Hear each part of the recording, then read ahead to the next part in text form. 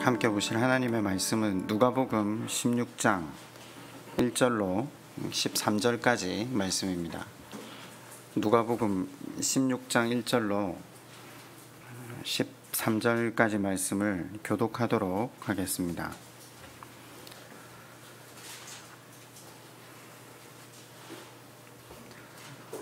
또한 제자들에게 이르시되 어떤 부자에게 청지기가 있는데 그가 주인의 소유를 낭비한다는 말이 그 주인에게 들린지라.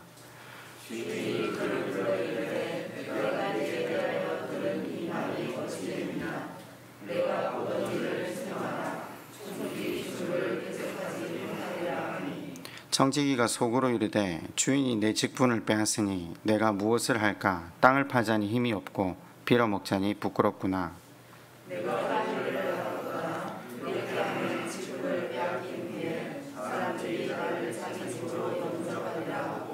주인에게 빚진 자를 일일이 불러다가 먼저 온 자에게 이르되 내가 내 주인에게 얼마를 빚졌느냐?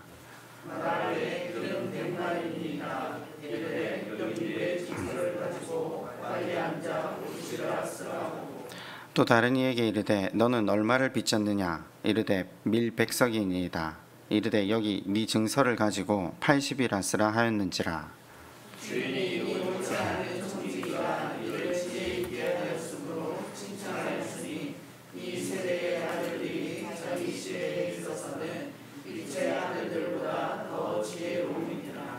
내가 너희에게 말하노니 불의의 재물로 친구를 사기라. 그리하면 그 재물이 없어질 때에 그들이 너희를 영주할 처소로 영접하리라.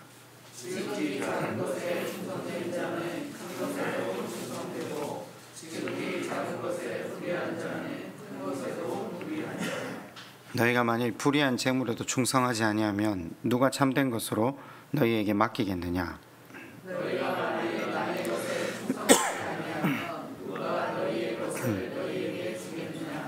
함께 봅니다. 집 하인이 두 주인을 섬길 수 없나니 혹 이를 미워하고 저를 사랑하거나 혹 이를 중히 여기고 저를 경히 여길 것임이라. 너희는 하나님과 재물을 겸하여 섬길 수 없느니라. 아멘. 하나님의 관심과 우리의 관심이 같아져 가는 것이 우리 중심에서 하나님 중심으로 옮겨져 가는 것이 신앙의 목적이기도 합니다. 온 교인이 성경 읽기를 시작했는데 이제 성경 읽기를 하시면서 이전과 다른 시각으로 성경이 좀 보아지기 시작하십니까? 우리가 사람을 보는 시각은 그렇잖아요. 똑바로 하는가 안 하는가, 잘하는가 못하는가. 근데 하나님은요, 하나님을 바라보는가 바라보지 않는가. 하나님을 바라만 보기만 하면 언제든지 달려와서, 제가 이전에 그런 표현 했잖아요. 바라보기만 하면 득달같이 달려오셔서 가장 좋은 것으로 인생에 더하시는 분이 하나님이시라고. 어떻게 하면 좋은 것을 줄까 하고 곁에서 서서 기다리시는 하나님, 그걸 우리가 창세기를 통해 배웠거든요. 말씀을 한달음에 읽다 보니까 보이지 않던 것들이 보이지 않습니까? 소망 없는 그 하나님 믿은 지 그 긴 세월에 걸쳐 하나님께 실망과 거짓, 자기 중심으로 살아가는 아브라함이나 사람 눈에 보이기를 위해서 천사들을 대접하고 그들을 집에 들였다가 자기 얼굴에 먹칠하기가 싫어서 사람들이 그 천사들을 내어놓으라 할 때 자기 딸을 내어주겠다는 롯, 자기 목숨 하나 건지고도 자기 딸들과 동침하는 사람 같지 않은 모습의 롯, 그 이나 이삭이나 자기 배부름, 자기 만족, 자기 중심으로 살아가는 그가 길러낸 에서, 야곱. 여러분 생각해 보세요. 오늘날로 치면 아브라함의 손주가 에서 아닙니까? 우리 표현으로 하면 주기철 목사님의 손자 정도 되겠죠. 그런데 그가 예수를 안 믿는 거예요. 그런 집안에서 신앙교육 받은 야곱은 일평생 목적이 돈이에요. 성공.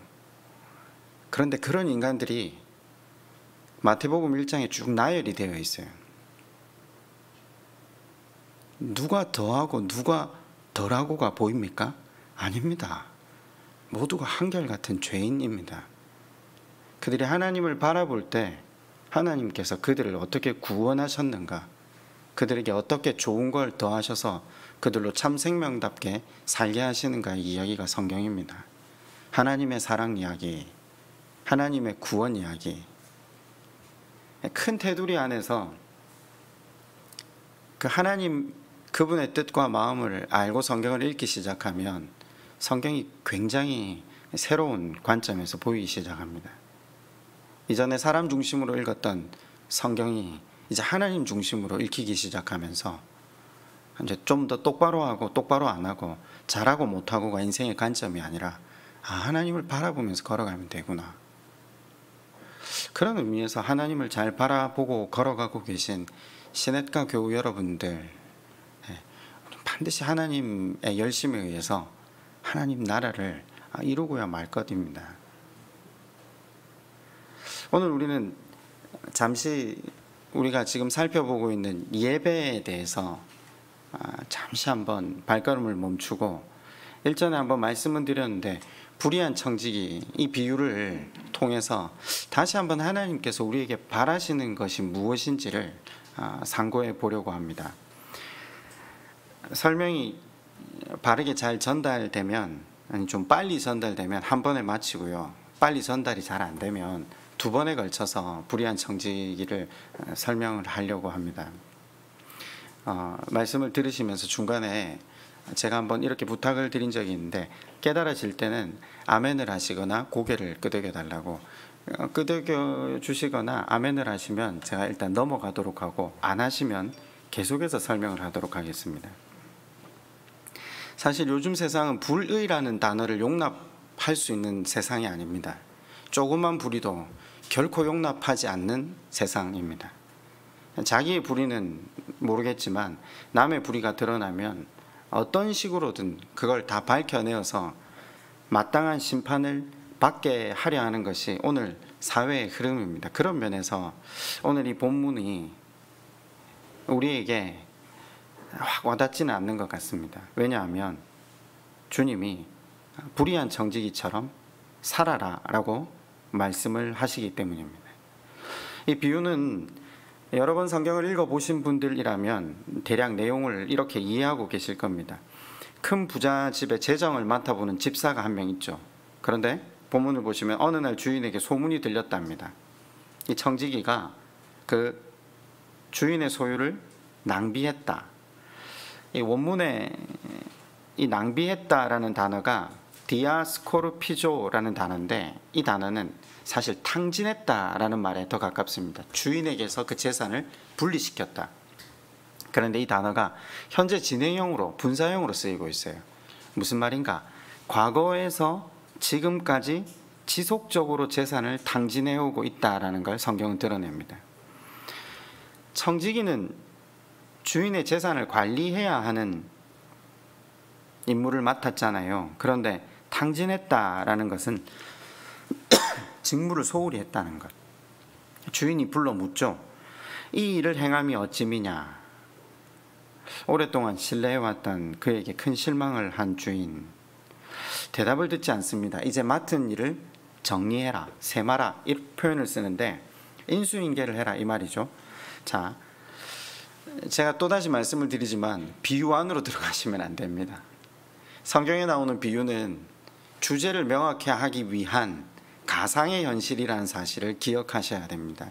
일전에 선한 사마리아인 비유를 들으면서 선에 도덕에 얽매여 있는 우리 모두의 관점이 선을 행하라는 예수님의 말씀으로 받아들였듯 본문의 주제도 지금 선과 불이 그 자체에 있지 않다는 거죠. 청지기가 이 주인의 해고 명령 앞에 어떤 행동을 했습니까? 16장 3절을 제가 세 번역으로 한번 읽어드릴게요. 청지기는 속으로 말하였다. 주인이 내게서 청지기 직분을 빼앗으려 하니 어떻게 하면 좋을까? 땅을 파자니 힘이 없고 빌어먹자니 낯이 부끄럽구나. 옳지. 내가 무엇을 해야 할지 알았다. 내가 청지기의 자리에서 떨려날 때에 사람들이 나를 자기네 집으로 맞아들이도록 조치를 취해야지. 자, 이 조치가 뭐였죠? 1,000만 원 빚진 자는 500만 원으로 증서를 다시 쓰고 100만 원 빚진 사람은 80만 원 빚진 걸로 고쳐 써주는 거죠. 그럼 자기한테 은혜를 받으면 내가 실직하고 난 다음에 나중에 그 집 찾아가면 그 내가 베푼 일에 대한 대가를 받겠다 이 말이죠. 공금 횡령의 사문서 위조 아닙니까? 여러분 한번 질문을 해봅시다. 이 청지기가 의롭습니까? 불의합니까? 불의합니다. 그런데 주님이 이 비유를 여기까지 말씀하시고 적용과 결론을 하십니다. 근데 아시다시피 적용과 결론은 모두 어떻게 하라고요? 청지기처럼 살아라, 살지 말아라? 대답을 안 하시면 성경에 뭐라고 되어 있습니까?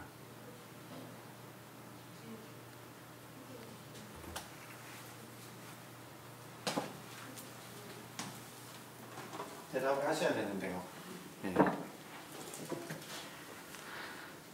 예수님이 이렇게 말씀하셔야 돼요. 원래는 지금 이 말씀을 누구에게 전하고 있죠? 1절은 분명히 대상을 명확히 합니다. 제자들이죠. 제자들에게 어떻게 살아라고 하죠? 너희들은 이 사기꾼같이 살지 말고 회개하고 돌이켜야 한다. 왜냐? 너희들은 불의한 청지기로 살면 안 되고 정직한 청지기가 되어야 하기 때문이다. 이렇게 말씀을 하면 굉장히 자연스럽잖아요. 그런데 16장 8절에 예수님이 해석을 한번 가하십니다. 이 8절의 중반 부분까지는 비유고요. 비유에 대한 적용이 이 세대의 아들들이 자기 시대에 있어서는 빛의 아들들보다 더 지혜로움이니라 입니다. 무슨 말인가 아시겠죠? 비유가 중반전까지 주인은 어떤 판단을 하죠? 이 옳지 않은 청지기가 이를 지혜 있게 하였으므로 칭찬하였으니 여기까지가 비유고요. 이 비유에 대한 적용을 예수님은 칭찬하시는 거죠. 이 세대의 아들들이 자기 시대에 있어서 빛의 아들들보다 더 지혜롭다. 아니 벌을 줘야 되는데 칭찬을 하시면서 적용을 마치시면서 다시 명령을 하시는 거죠. 9절은 구체적으로 너희들이 어떻게 살아야 할지를 그 적용에 대한 명을 이어가십니다. 내가 너희에게 말하노니 불의의 재물로 친구를 사귀라. 그리하면 그 재물이 없어질 때에 그들이 너희를 영주할 처소로 영접하리라. 여기에서 못 알아들으시는 말은 없으실 겁니다. 이게 이 세대의 아들들, 빛의 아들들, 이 두 가지는 이해하시죠? 이 세대의 아들들은 세상 사람들, 빛의 아들들은 예수님 믿는 사람들. 창세기 서두에 하나님의 아들들, 사람의 딸들 이렇게 표현하잖아요. 가인과 아벨 외에도 아담과 하와가 더 많은 자식들을 낳았거든요. 기록되어 있지는 않지만. 그래서 그들에게 믿음이 전수되어진 집안의 사람들은 하나님의 아들들이란 표현을 썼고요. 믿음을 저버리고 세상 논리로 살았던 사람들은 사람의 딸들이란 표현을 썼거든요. 똑같이 이제 그 표현을 쓰고 있는 겁니다. 자, 그런데 한 가지 더 생각해 보면 불의한 재물이라는 표현을 썼는데 이게 사실 성경이 불의한 재물이라는 표현을 썼지만 원문 자체는 세상 재물이라는 표현에 훨씬 가깝습니다. 세상 재물을 이용해서 사람에게 환심을 사라? 친구를 사겨라? 지금 이 말입니까?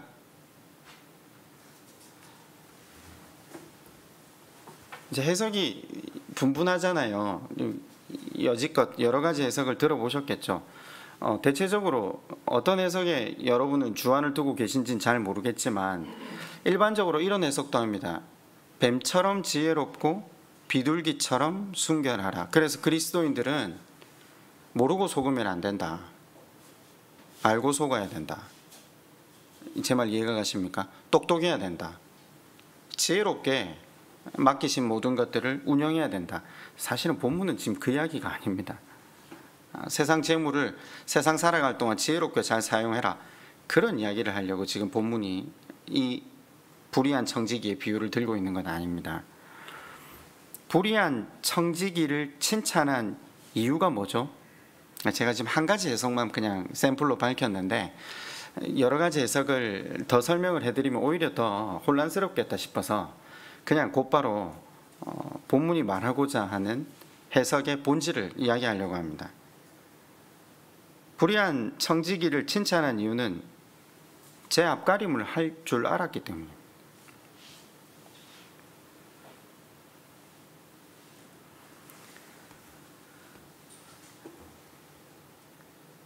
청지기의 불의함을 칭찬한 게 아니라 그의 미래를 준비하는 자세를 칭찬한 겁니다. 그가 비록 옳지 않은 방법으로 자기 살 길을 찾고 있잖아요. 아니 세상 사람도 저렇게 살 길을 찾기 위해 애를 쓰는데 너희가 누구죠?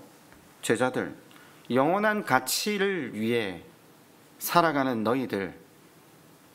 세상 사람들은 그 남은 내일을, 안정된 내일을 위해서 수단과 방법을 가리지 않고 준비하는데 너희는 그것보다 더 가치롭고 소중한 영원한 하나님 나라가 주어졌는데 그것을 위해 과연 뭘 준비하고 있냐? 지금 이 질문입니다. 준비해라 이 말입니다. 말씀만 듣고 생각하고 어렵다라고 이야기하며 돌아가지 말고 준비해라 지금 이 말씀입니다. 쉽게 말하면요. 고민만 하는 것은 신앙이 아니다. 이렇게 주님이 말씀하시는 거죠. 무슨 말인가? 간단하게 한번 매듭을 지어볼까요? 주인이 불의한 청지기의 슬기로움을 칭찬한 것이지 슬기로운 청지기의 불의함을 칭찬한 건 아닙니다. 이해가 되십니까?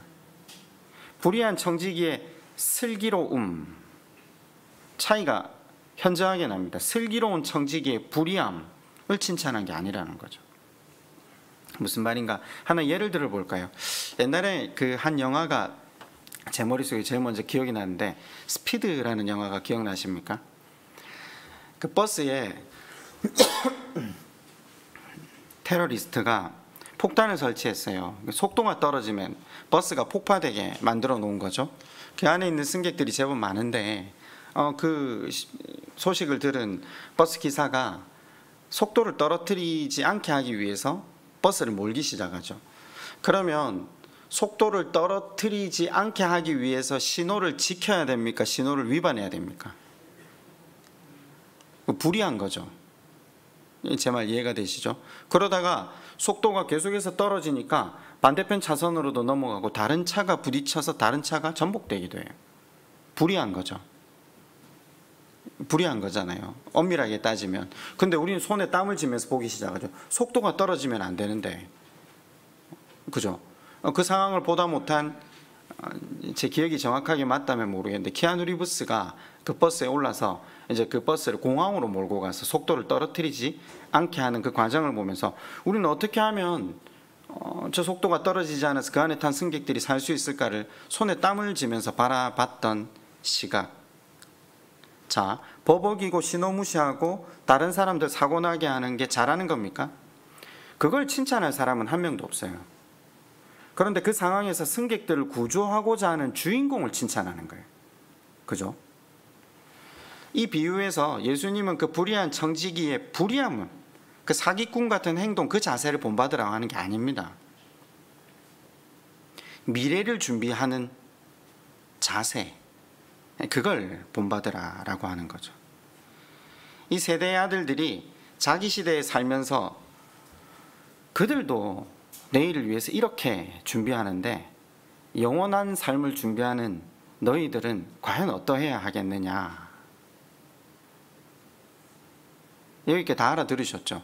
굉장히 명쾌하지 않습니까? 근데 이제 사실은 이 이후부터가 굉장히 명쾌하지 않습니다. 자, 13절을 한번 읽어볼게요.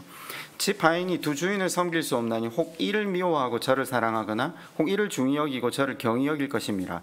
너희는 하나님과 재물을 겸하여 섬길 수 없느니라. 자, 방금 이제 돈 이야기가 안 나왔으면요, 사실 이 단락의 말씀이 이해가 안 될 게 전혀 없는데 돈 이야기를 해놓고 재물에 대한 이야기를 해놓고 갑자기 하나님과 재물을 겸하여 섬길 수 없다, 이렇게 말씀을 하시죠. 13절까지가 한 단락이기 때문에 오늘 본문을 13절에서 끊었거든요. 그런데 그 다음 구절이 굉장히 의미심장합니다. 14절이 어떻게 진행됩니까? 바리새인들은 돈을 좋아하는 자들이라 이 모든 것을 듣고 비웃거늘.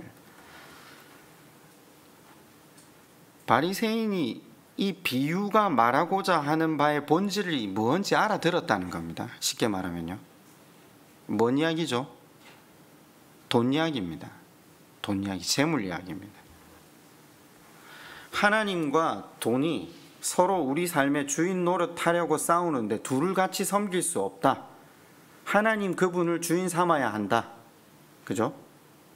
제가 하나님 나라를 설교를 이 교회에 처음 와서 했고 한참 뒤에 한 8편 정도에 걸쳐서 하나님 나라를 설교를 한 적이 있어요. 하나님 나라가 제일 중요하기 때문에. 근데 하나님 나라를 먼저 설교하니까 사람들이 하나님 나라에 대한 이해가 잘 없다는 생각을 제가 다시 하고, 하나님께서 하나님 나라를 이루어 가시는 게 어떤 것인가를 다시 설명을 쭉 하고 있는 중이거든요. 궁금하셔야 돼요. 그러면 다시 하나님 나라 설교한 걸 한번 들어보셔야 돼요. 근데 이제 안다고 치고요.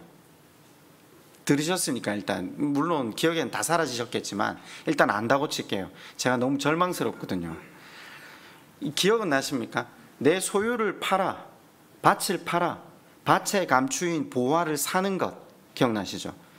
진주를 사기 위해서 자기의 전 소유를 팔아. 천국 가는 방법을 두 가지로 하나님이 제시해 주시거든요. 네 소유를 팔아, 하나님 그분을 사라, 이 말이었거든요. 네 전 재산을 내어놓아라, 이 말이었습니까? 아니요. 소유권, 그죠? 사용권을 하나님께 이전시켜라. 그 말은 뭐죠? 이제 내한테 그 물질, 그 소유는 그대로 있는데 하나님의 방법대로 사용해라, 이 말이었죠. 기억하시네요. 그 테두리 안에서, 그 큰 테두리 안에서 하나님 나라를 이루는 방법을, 그 테두리 안에서 지금 이 비유가 나온 겁니다. 물질의 이야기가 계속해서 나오고 있는 겁니다. 근데 바리새인이 알아듣고 나서 비웃었다라고 했죠. 그 말의 뜻이 무슨 말이죠? 우리하고 똑같은 거죠. 아니, 세상 살면서 손가락 빨면서 살아라고? 현실을 몰라도 너무 모르는 소리 아닌가? 어떻게 사람이 그렇게 살아요? 돈도 좀 있고 그래야지. 뒤에서 수근거리고 비웃는 겁니다. 왜요? 돈의 힘을 잘 알거든요. 하나님은 지금 계속 질문하십니다. 나냐 돈이냐? 결국은 돈 이야기입니다, 여러분. 이제 이 성경에서 돈 이야기가 나오면 돈 이야기를 하려는 것이 아니라 무슨 이야기를 하려고 한다? 한 분 정도는 기억하셔야 됩니다. 성경에서 이제 돈 이야기가 나오면 뭔 이야기를 한다? 제자도, 하나님 나라를 이루는 방법. 돈 이야기를 그냥 하려고 하는 게 아니에요, 여러분. 돈 이야기가 나오면 무조건 제자도로 연결하셔서 보셔야 된다라고 여러 번 말씀을 드리고 있는 중에, 하나님을 주인 삼을 것이냐, 돈을 주인 삼을 것이냐. 그러니까 예수님의 참 제자라면 어떤 삶을 살아야 하겠느냐, 지금 그걸 질문하시는 거죠. 주중에 성경을 읽으시던 분들 몇 분이 이제 이런저런 질문을 좀 하시는데, 되게 성경을 크게 읽어가니까 질문이 참 아름답다 싶어서 제가 이제 우리 아들이 하나 질문을 하더라고요. 마태복음 7장을 읽다가 이제 성경이 이렇게 말했으면 하나님이 우리가 구하면 다 주시고 두드리면 다 주고 그 말 아니에요? 이렇게 딱 질문을 간단하게 하더라고요. 그래, 맞아. 7장 7절에 이렇게 돼 있어요. 구하라 그리하면 너희에게 주실 것이요, 찾으라 그리하면 찾아낼 것이요, 문을 두드리라 그리하면 너희에게 열릴 것이니 구하는 이마다 받을 것이요, 찾는 이마다 찾을 것이요, 두드리는 이에게는 열릴 것이라. 너희 중에 누가 아들이 떡을 달라는데 돌을 주며 생선을 달라는데 뱀을 줄 사람이 있겠느냐? 너희가 악한 자라도 좋은 것으로 자식에게 줄 줄 알거든 하물며 하늘에 계신 너희 아버지께서 구하는 자에게 좋은 것으로 주시지 않겠느냐? 여러분, 이 말씀 어떻게 해석하셨어요? 믿고 하나님께 구하는 모든 기도의 제목은 응답받는다? 이제 우리 아들은 그렇게 질문을 했어요. 그래서 아니다. 지금 이 말이 단락이 걸린다. 제가 이 신약 성경이 단락에 걸리거든요. 누가 누구에게 언제 어떻게 말을 한 것이 지금 이 말이다. 이 말을 알아내야 되잖아요. 제 말이 이해가 좀 안 가십니까? 이 말은 지금 어디의 마지막 부분이죠? 제가 5년 동안 이 설교는 굉장히 많이 했으니까 조금 이해는 하셔야 될 것 같은데요. 산상수훈의 마지막 부분이잖아요. 마태복음 5장, 6장, 7장이 산상수훈이잖아요. 산상수훈의 지금 마지막 부분이에요. 한번 펼쳐봐 보실래요? 제가 이 구조를 한번 설명드리면 누가복음 구조가 굉장히 수월하게 접근되어질 것 같아서 한번 구조를 한번 설명해 볼게요. 5장, 6장, 7장은요 한 설교예요. 그러니까 그죠? 예수님이 하신 딱 그 한 단락의 설교예요. 굉장히 중요하잖아요. 예수님이 이 땅에 오셔서 한 번 설교하심으로 사역의 모든 내용을 집약하신 거거든요. 거기서 1절부터 2절은 도입이에요. 그냥 3절부터 12절까지가 우리가 잘 알고 있는 팔복이잖아요. 그러니까 산상수훈의 핵심이 뭐죠? 하나님 나라를 이루는 방법, 구원을 이루는 방법. 그게 복이잖아요. 그죠? 그 복이 뭐라고요? 심령이 가난한 자는, 애통하는 자는, 온유한 자는, 의에 줄이고 목마른 자는, 긍휼히 여기는 자는, 마음이 청결한 자는, 화평하게 하는 자는. 이 다 뭡니까? 우리가 죽는 거죠. 말씀으로. 말씀의 논리로 살아가는 거죠. 세상의 논리가 아니라 그 하나님 나라를 당겨와서 쓰는 거죠. 섬김과 희생으로 세상을 살 때 하나님 나라가 저희에게 주어진다라는 말을 먼저 하시죠. 그것이 빛이고 소금이다라는 것이 13절부터 16절까지거든요. 그것이 빛이고 소금이라는 건 그 하나님께서 우리에게 베푸신 은혜를 우리가 흘려보내는 삶, 그러니까 반사하는 삶이라고 말씀드렸어요. 우리 자체가 빛이고 소금이 아니라 그분께로 받은 것을 흘려보내는 거울 같은 역할을 하는 삶. 자, 그러면서 예수님이 율법에 대해서 설명을 하시는데 5장 17절에서 48절까지가 율법에 대해 설명을 하면서 첫 번째가 뭐가 나오냐면요. 21절에 보면 노하지 말라. 율법이 이제 어떻게 업그레이드 되는가를 이야기하는 거예요. 옛날에는 너희들 형제 보고 욕만 안 하면 됐다고 생각하는 줄 아는데 아니야. 너희들 마음속으로 형제 보고 바보라고 생각하면 그거 죄야. 두 번째 27절에 간음. 이전에는 다른 여자와 잠만 안 자면 간음이라 안 한다고 생각했는데 보고 음욕을 품는 게 간음이야. 이제 죄를 지적하시는 거죠. 그러면서 33절에 맹세, 38절에 보복, 43절에 우리가 흔히 잘 아는 원수 사랑, 이제 이웃 사랑에 대해서 정확하게 말씀을 하시는 거죠. 대강 이해가 그냥 가시죠. 이거는 이제 율법이 어떻게 우리 삶으로 구현되어야 되는가를 설명하시는 거예요. 그러면서 종교생활의 가장 중요한 세 가지 지표, 기도, 구제가 6장 1절에 나오죠. 그 6장 5절에 기도, 그리고 마지막 6장 19절에 금식이 나옵니다.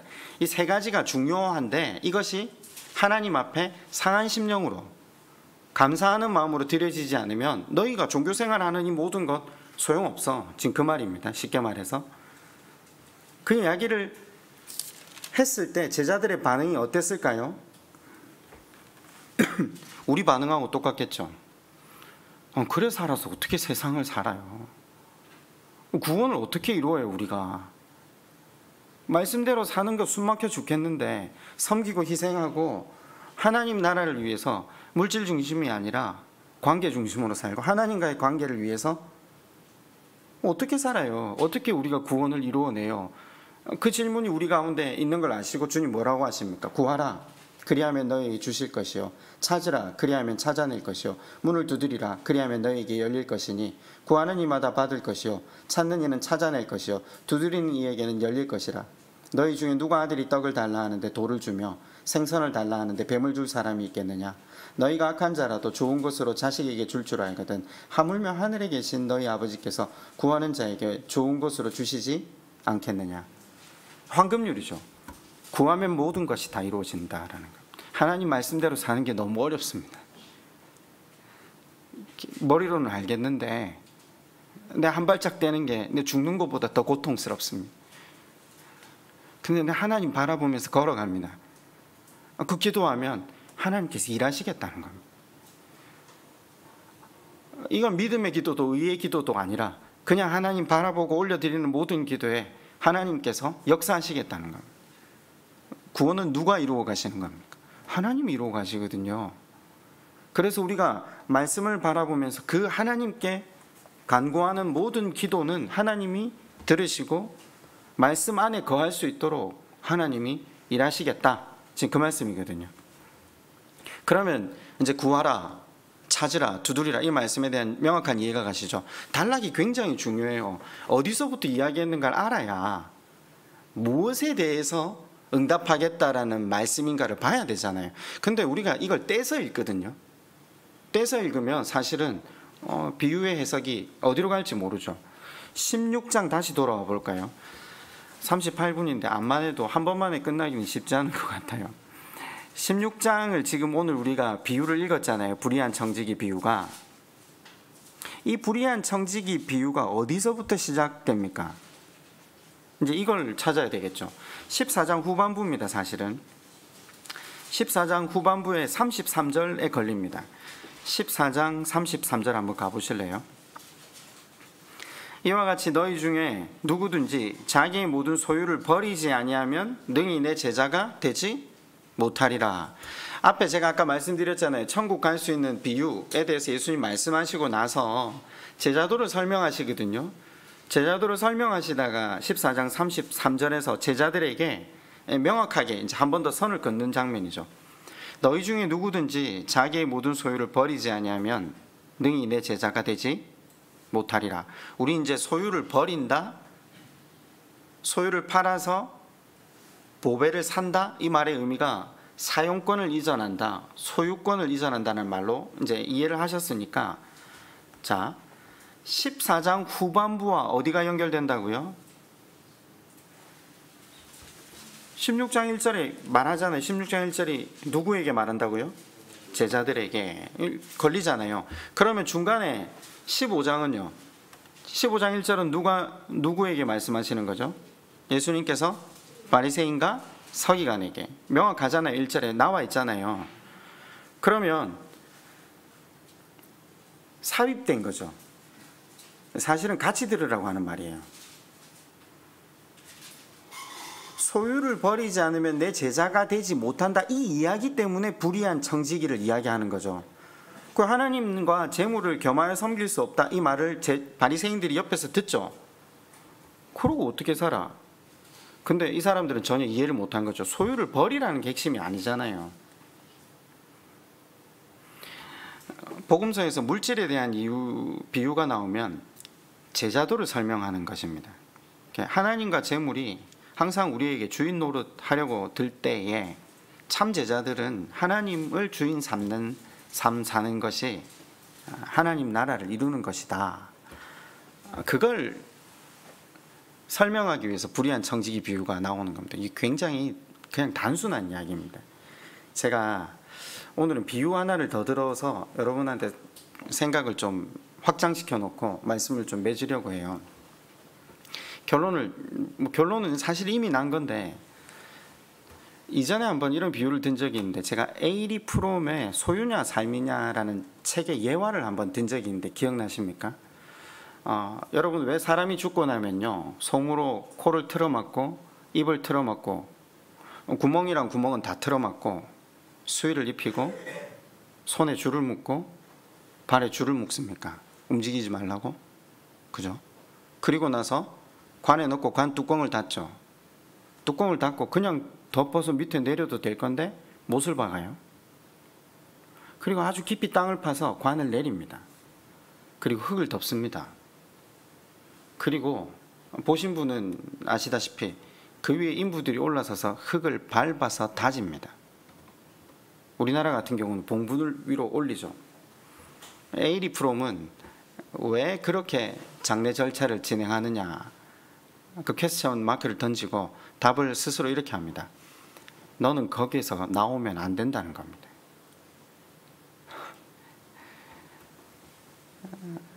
비건한 예화를 제가 하나 들었는데 기억나십니까? 한 장로님이 이제 병에 걸려서 임종을 합니다. 옆에서 지켜보고 있던 의사가 이제 가족들이 그 임종을 이제 지켜보려고 앉아 있을 때 의사가 드디어 말합니다. 운명하셨습니다 라고 하얀 천을 이제 얼굴에 덮었거든요. 가족들 모두가 고개를 숙이고 장로님 붙들고 울기 시작하면서 이제 절규하는데 중간에 장로님이 일어난 겁니다. 옆에 권사님 자기 부인 보고 여보 나 살았어 이러니까 권사님 그 부인이 장로님한테 다시 뭐라고 하는 줄 압니까? 의사 선생님이 죽었다잖아.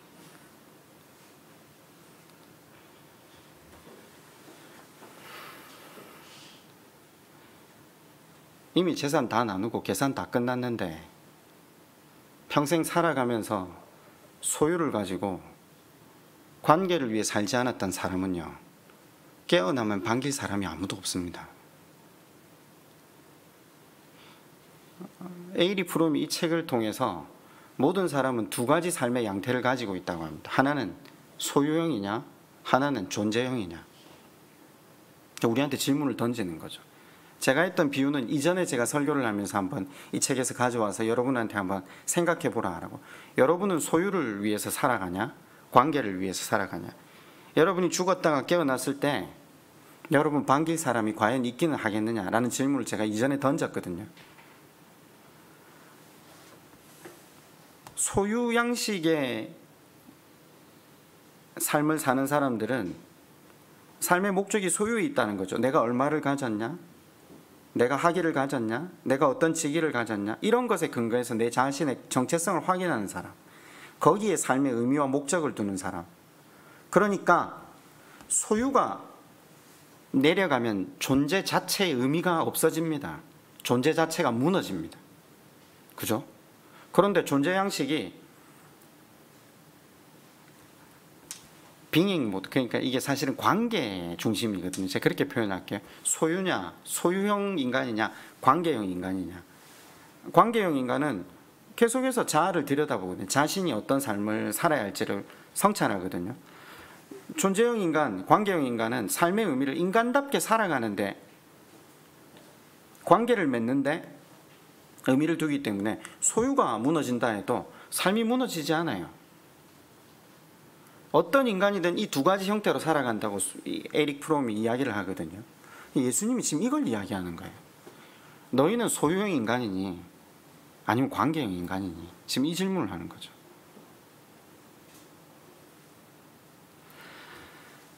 이 비유의 전체적인 구조를 말씀드리면 한번 집에 가셔서 한번 연구를 본인이 좀 한번 해보시죠. 듣고 나도 자꾸 잊어버리신다라고 하시는데 본인이 한번 찾아서 한번 밟아보면 절대 잊어버리지 않아요. 15장에는요 잃어버린 양의 비유가 나와요. 그죠? 바리새인한테 이야기하신 거잖아요. 다 들으라고 한 말이니까 제자들한테 하고 있는 말하고 바리새인한테 하고 있는 말하고 조금 비교해보면 더 재밌겠죠. 잃어버린 양 99마리를 들에 두고 잃어버린 한 마리의 양을 찾아 나선 목자의 마음, 그게 주님의 마음이라고 우리가 배웠잖아요. 여러분, 우리는 이때 바리새인과 서기관의 입장에서 이걸 보지 않습니까? 99마리의 가치가 훨씬 큰데 그 한 마리 찾으러 갔다가 99마리 다 놓치면 못 잘라고. 그럼 소유형입니까? 관계형입니까? 이제 이 질문을 하려고 하는 거예요.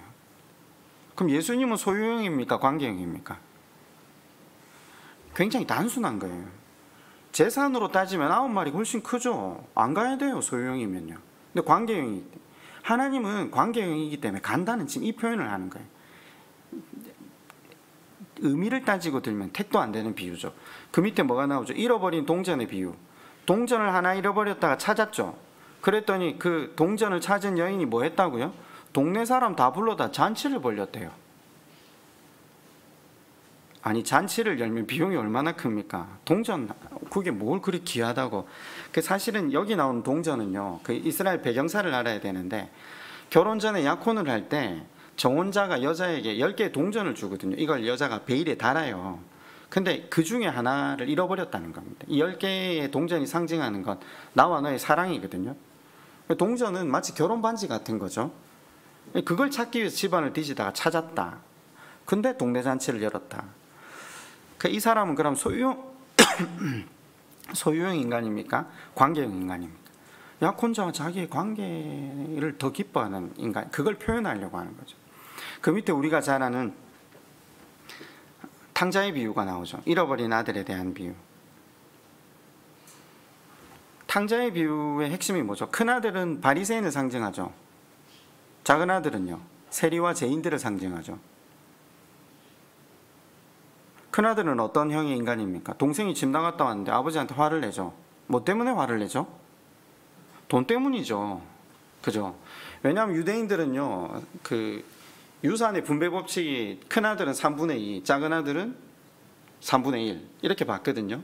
그게 정해져 있는 법칙이에요. 근데 이 사람이 지금 작은 아들이 탕자가 나갈 때 얼마 받아갔죠? 3분의 1 받아갔거든요. 근데 지금 다시 돌아왔어요. 그럼 이제 큰아들 머릿속에 뭐가 계산이 되는 거죠? 아버지의 남아있는 전체 재산 중에 다시 3분의 1이 얘한테 또 가야 되나? 그러니까 큰아들이 기분이 좋겠습니까? 나쁘겠습니까? 아니, 아버지, 15장 29절에 이렇게 돼 있어요. 누가복음에요. 내가 집에 아버지와 여러 해 있고 내 아버지 말씀 순종하며 살았을 때 내한테 염소 새끼 한 마리라도 주어서 내가 친구들하고 즐기게 하신 일 있냐? 지금 아버지의 살림을 창녀들과 함께 삼켜버린 이 아들이 돌아왔는데 송아지를 잡네요. 철저하게 소유형 인간이라는 거죠. 바리새인과 서기관. 작은 아들은요, 소유형 인간이죠. 돌아가시지도 않은 아버지한테 유산을 달라? 뭐 두말할 나위도 없죠. 요즘 사춘기에 접어든 아이들 다 소유형 인간 아닙니까? 받아먹을 건 다 받아먹으나 대화는 하지 않겠다. 내 마음에 들지 않으니까 존재로 인정하지 않겠다. 지우고 살잖아요. 투명인간 취급하잖아요. 소유형 인간이죠. 물론 나이가 들어도 소유에 얽매여서 일평생을 고통스럽게 사는 사람도 많습니다. 사춘기에 걸린 아이들만 관계를 못 맺을까요? 소유형인 인간들은 끝끝내 평생을 살아도 사람과 온전한 관계를 맺지 못합니다. 예수님이 누구를 찾아오셨다고요? 이 소유형의 인간들, 큰아들과 작은아들. 성경에는 사실은 관계형 인간이 나오지 않아요.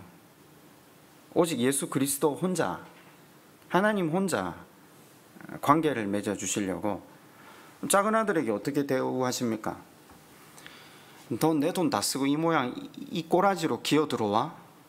그런 말씀 안 하십니다. 받아주십니다. 애초에 구원하려고 작정하신 분이거든요. 우리는 똑바로 살았냐 안 살았냐 이걸 보고 있지만 하나님은 바라보냐 안 바라보냐를 바라보신다니까요. 그거면 됐다고 하신다니까요. 왜요? 다른 모든 걸 당신 다 책임지실 수 있기 때문이죠. 그게 하나님의 마음이잖아요. 그게 16장으로 연결되면 탕자의 비유에 등장하는 이 탕자와, 그죠?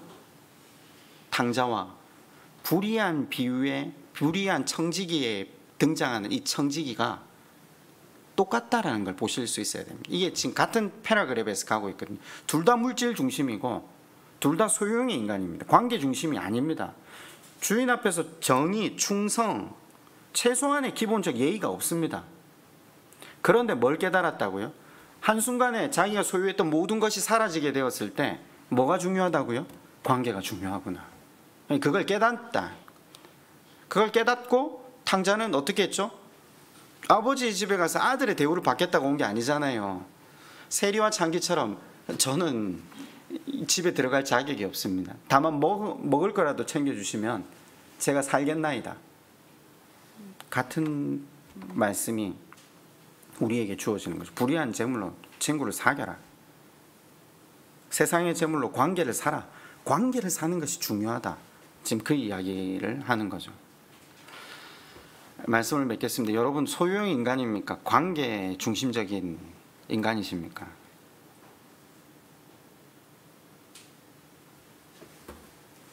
맞아요. 우린 다 소유형 인간이에요. 우리에게서 그것이 다 날아갔을 때 그때라도 깨달으면 됩니다. 하나님과 바른 관계를 맺는 것, 그것 이외에 우리에게 소망이 없구나. 여러분 마지막으로 하나, 이제까지 말씀을 드렸는데 기억이 나십니까? 과부가 두렙돈을 헌금함에 집어넣었을 때 그날 많은 헌금을 드린 모든 사람들 중에 그녀가 제일 많이 드렸다라고 예수님이 말씀하시죠. 과부가 왜 제일 많이 드렸죠? 두랩돈 내봐야 한 1,000원, 2,000원 밖에 안 되거든요. 과부는 자기의 하루 생활비를 하나님 앞에 드렸다 이렇게 표현을 했거든요. 그럼 우리도 하루 생활비를 하나님 앞에 드려야 됩니까? 그게 아니잖아요. 과부의 마음 중심을 보신 거죠. 재물, 예배에 들어가야 될 것이 뭐였죠? 감사하는 마음. 나의 내일을 내가 책임지지 않고 하나님 그분이 책임지십니다. 돈이 나의 내일을 보장하지 않고 하나님이 나의 내일을 보장하십니다. 과부가 그 마음을 하나님께 붙어 있는 한 하나님께서 나를 살리십니다. 나를 책임지십니다. 그래서 내게 있는 것 하나님께 내어 놓습니다. 지금 그것이었잖아요.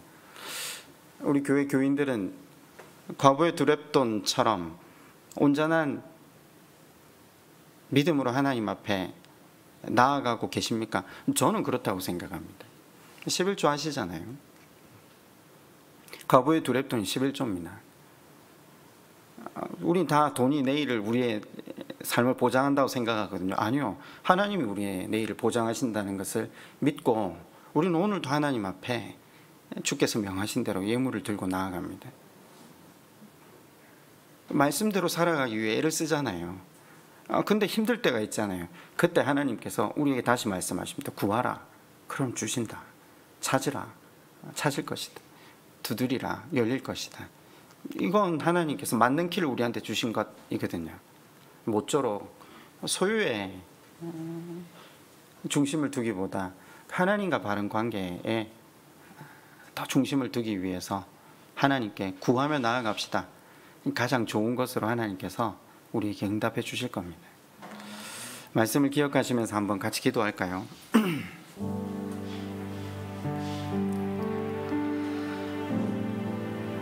우리에게 주신 모든 소유, 건강, 지식, 모든 것이 지나가는 것임을 기억하게 해달라고 기도합시다. 그것 자체의 목적을 두고 살아가는 미련한 인생이 되지 않고 주신 것들을 이용해서 이 땅에서 하나님 나라를 이루어가기 위해 더 관계 중심으로 살아가려 애쓰는 우리가 되게 해달라고, 그래서 주님 앞에 더 기도하며 나아가는 우리가 되게 해달라고, 그렇게 한번 이 시간 하나님 앞에 기도하겠습니다.